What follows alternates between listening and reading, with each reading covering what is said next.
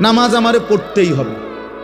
এবার যত কষ্টই লাগুক, যত ক্লান্তি লাগুক, আমাকে পড়তেই হবে।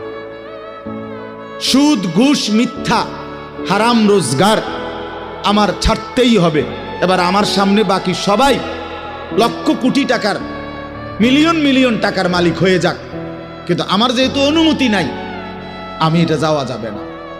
এটাই মুসলমান, এটাই জীবন, এটাই তাকওয়া।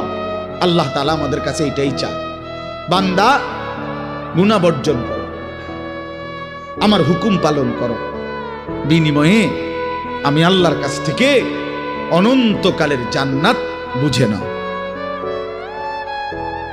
এটাকেই বলে তাকওয়া।